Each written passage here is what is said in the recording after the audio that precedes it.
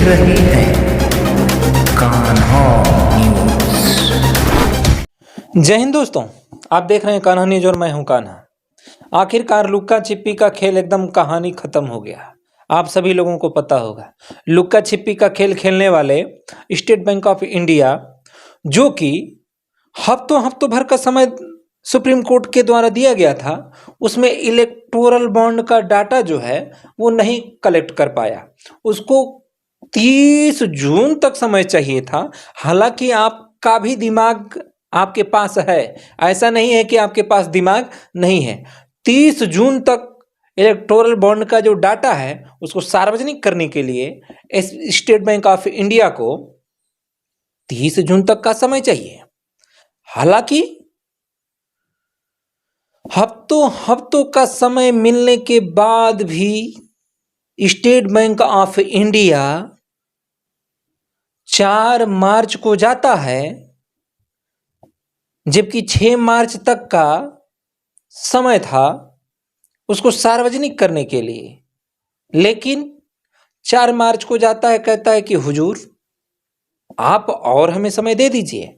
हालांकि electoral bond का जो डाटा है, कहीं ना कहीं अगर देखा जाए तो इलेक्टोरल बॉन्ड का डाटा तो अभी नहीं मिल पाएगा, क्योंकि बहुत बड़े पैमाने पे वो डाटा निकालना है। लेकिन बड़े पैमाने का अगर देखा जाए तो बता दूं, 22,217 इलेक्टोरल बॉन्ड है, और 22,217 इलेक्टोरल बॉन्ड का जो डाटा है उसको देने में कितना टाइम लग जाएगा। लेकिन स्टेट बैंक ऑफ इंडिया ने 4 मार्च को जाते हैं और कहते हैं कि सर हमें कुछ दिन के लिए और टाइम दे दीजिए। वो भी कुछ दिन का मतलब 30 जून तक का डाटा चाहिए। हालांकि उसमें चुनाव भी हो गया होगा, मंत्री भी चुन लिए जाएंगे, प्रधानमंत्री भी हो जाएंगे, सांसद जो हैं पता नहीं क्या क्या वगैरह वगैरह। जब सुप्रीम कोर्ट को लगा कि ये जो सुप्रीम कोर्ट की जो प्रतिक्रिया है उसका ये हनन कर रहे हैं, तब सुप्रीम कोर्ट ने 11 मार्च को स्टेट बैंक ऑफ इंडिया की क्लास इतने तगड़ी वाली लगा दिए, और 11 मार्च को ये बोला गया कि 24 घंटे के अंदर अंदर आपको इलेक्टोरल बॉन्ड की डाटा देनी होगी। स्टेट बैंक ऑफ इंडिया के हुजूर अब तो घबरा गए। हालांकि देना तो पड़ेगा, क्यों नहीं देना पड़ेगा। कानून जो है अपने देश का वो सर्वप्रथम सर्वोच्च माना गया है। कानून से खिलवाड़ नहीं होना चाहिए। नेता आते जाते रहेंगे, अटल बिहारी वाजपेयी ने कहा था, नेता आते जाते रहेंगे, सत्ता बदलती रहेगी, लेकिन जो अपना संविधान है और जो सर्वोच्च न्यायालय है, इससे खिलवाड़ अगर होगा तो अपने देश की जनता बर्दाश्त नहीं करेगी।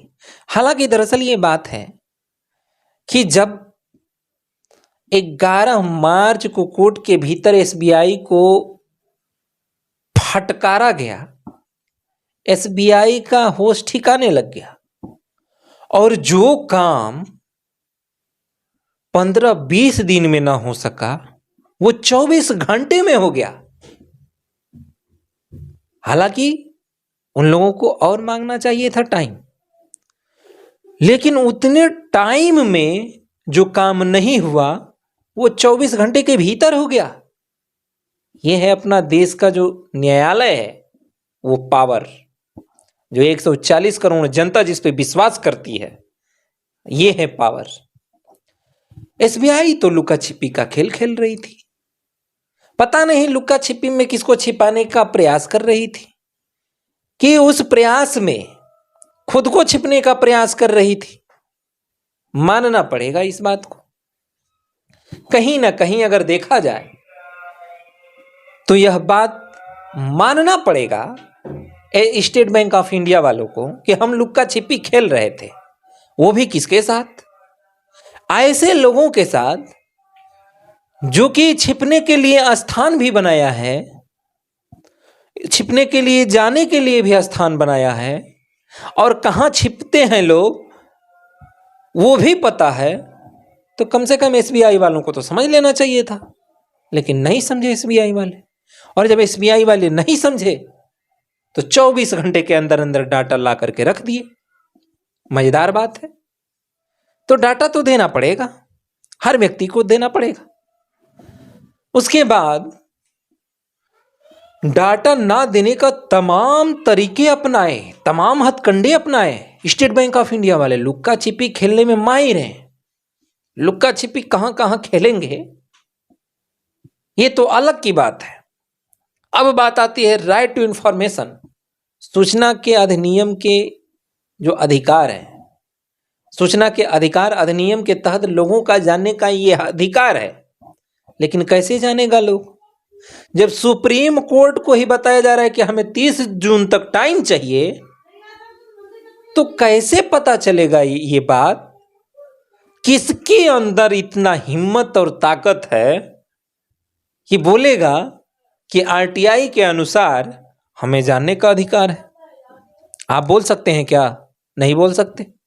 आप इसलिए नहीं बोल सकते क्योंकि जब सुप्रीम कोर्ट के हमारे CJI chief justice of India DY Chandrachud ji के साथ 5 संवैधानिक जजों के खंडपीठ ने जब ये बोले थे कि हमें 6 मार्च तक डाटा पब्लिक चाहिए, लेकिन इसमें एसबीआई तो कहा कि नहीं जी, हमें तो और टाइम चाहिए।